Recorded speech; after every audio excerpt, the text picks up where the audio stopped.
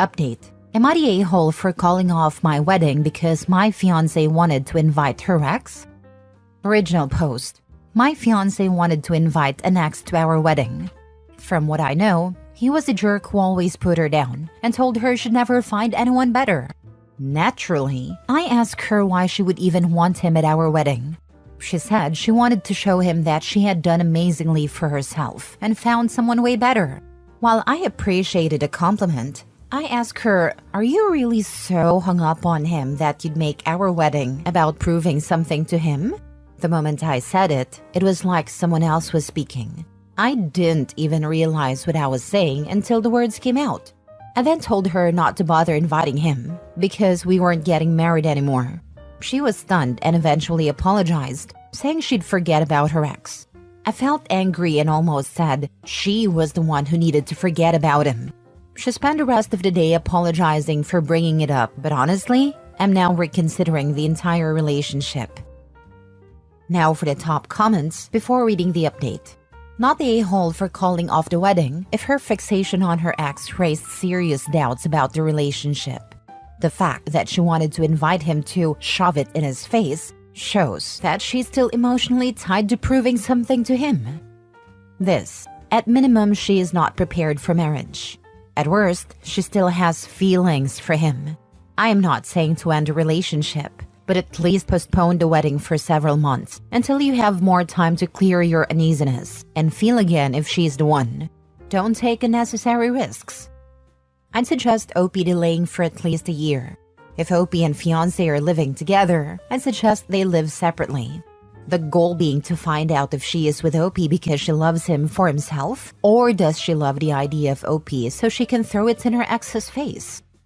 Not the a-hole. She let you know she's not over her ex yet. That's why she wants to exhibit you to him like a prize or a trophy. What does she expect to happen after that? Does she intend him to come to her regretting he lost her, but now he's a different person and things could work between them? She didn't make her marriage about him for no reason. She didn't even consider it would be her marriage too. You did the right thing by reconsidering your relationship. She's not ready to marry, at least not with you. There should not be a third person in her mind when planning such an important step. This is 100% what's happening. She still thinks he will realize what he lost. Stop the wedding and ride with her into the sunset. Heck, I wouldn't be surprised if this turns into one of those been married for 10 years and just discovered my wife slept with her ex for closure before our wedding. Now for the update. I've decided to try some premarital counseling first.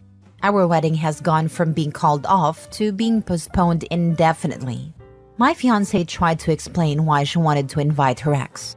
But not only did her explanations keep changing, each one made it worse for me. First, she said she just wanted some payback. I asked her, "And if he doesn't care, are you going to try to rub it in his face when we have our first child? Or when we buy our first home?"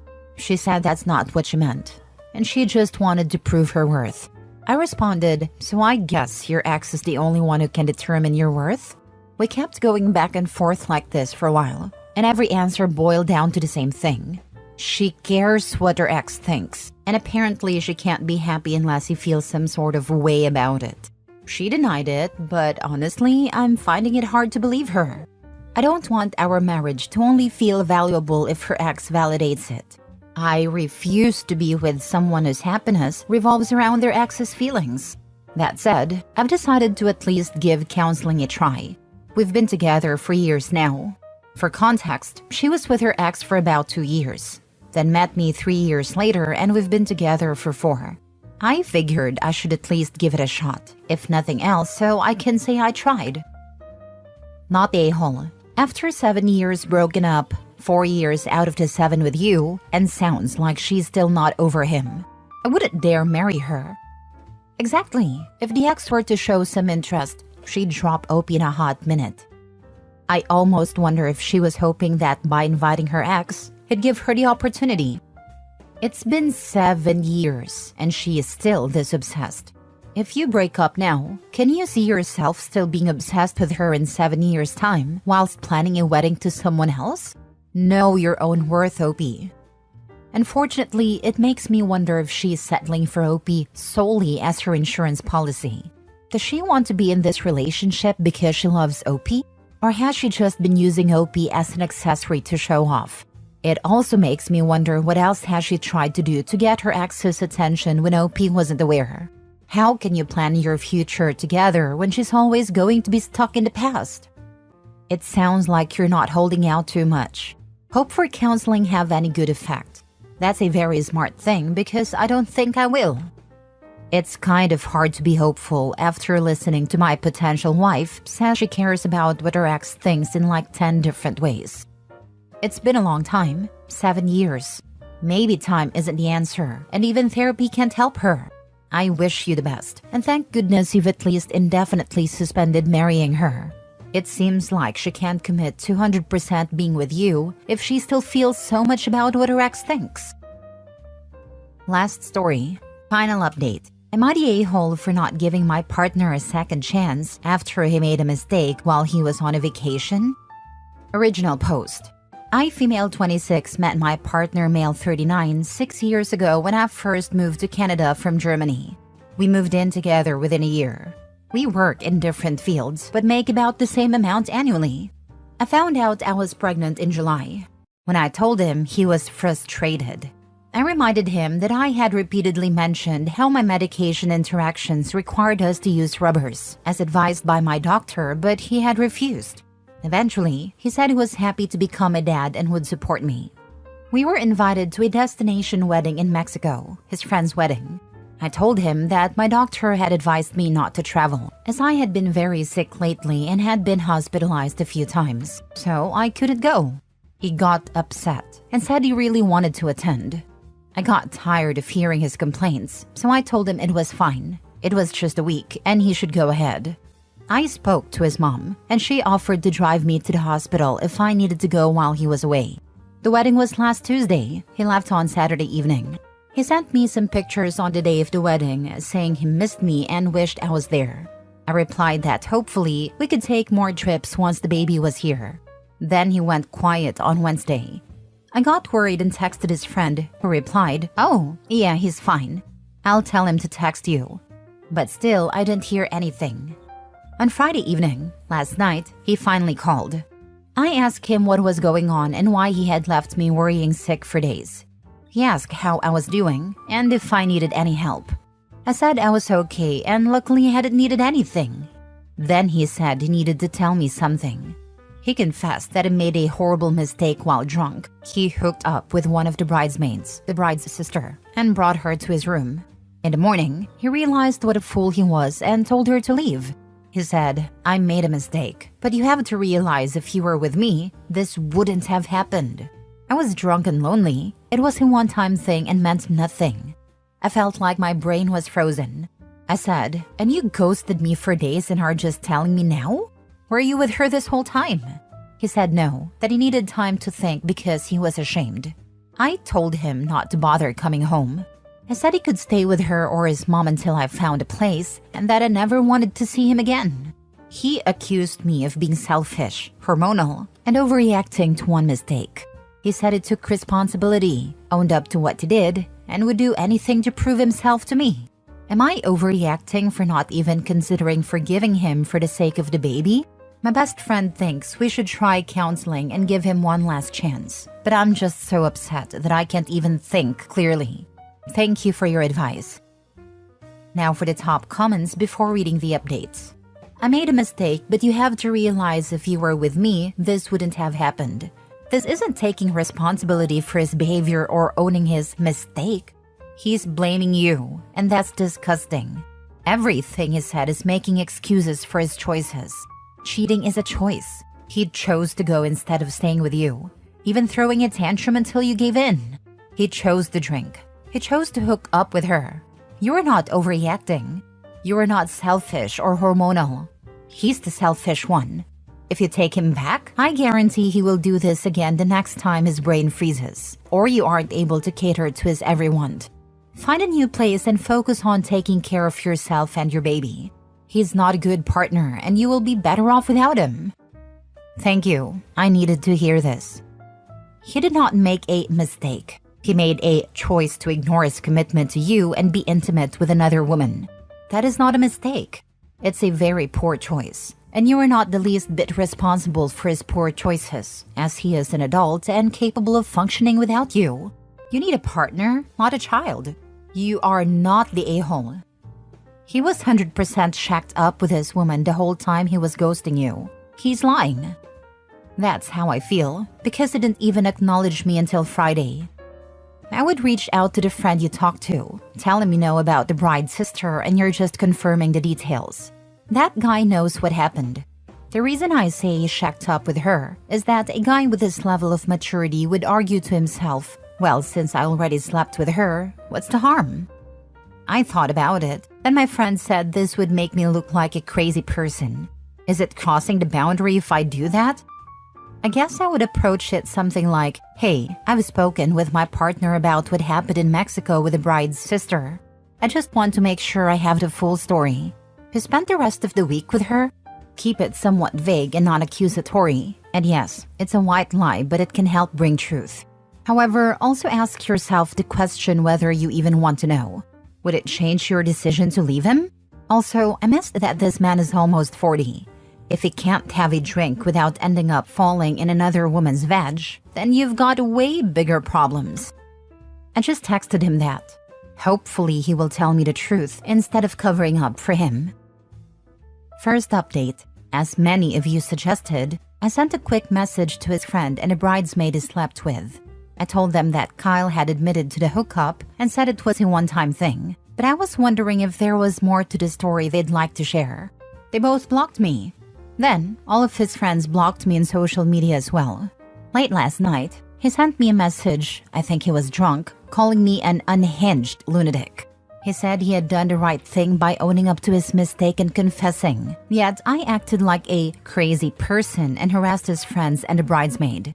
He accused me of being so insecure that it was pathetic and said that we are done. He told me to get out of his house immediately. He didn't mention the baby even once. I decided not to reply. I didn't have the energy and had been crying all day. Last night, I made a decision to move back in with my family, and I'm leaving early tomorrow morning. My family is happy that I'm coming back, especially my mother. I don't think I'll say goodbye to his mom. I'm not ready to talk to him, and she would probably just try to involve him in a conversation. Thank you again for all your comments and support. It sounds like you've made a strong decision for your well-being, and move back to your family is a positive step toward healing. I was awake all night packing and crying. I feel very hurt and heartbroken. It's easy for someone else to say, but don't feel too bad about losing him. He sounds like a terrible person and would likely have been a terrible father to your child. He has already established he is a terrible partner to you. You are accomplished and are going back to people who love you and can raise your baby in peace without his influence. I hope you don't tell him you are leaving. And even though he said to get out of his house, I'm willing to bet my life when he shows up and you are not there and he realizes you packed all your stuff, he's going to flip. He thinks he can do what he wants, and then you call him out and he gets mad at you. Screw this dude, honestly. For as old as he and his friends are, they sound like teenagers. And they are okay with their friends sleeping around and their friends sleeping with people who are in relationships. They all suck. You are doing the right thing. Good for you, and I hope you and your baby have the best life. No, I never replied after he told me to GTFO out his place immediately. Birds of a feather stick together. He sucked, and so did his friends. Good riddance to them all. For the future though, if medication messes up your birth control and condoms are advised, if your partner refuses to wear protection, refuse to sleep with them. I wish you well in your pregnancy. But girl, don't sleep with a man who doesn't respect something that's common sense and advised by a medical professional. That's what I told him that doctor advised rubbers. He rolled his eyes and said, "Would you relax? I don't need a damn rubber. I know what I'm doing. I'll pull out." Then says he pulled out late. Yes, I feel so stupid trusting him. Second update. Hi, I'm sitting at the airport waiting for my flight, so I thought I'd write one last update. I messaged his mom to tell her what happened, and I was shocked when she immediately called back. furious with me.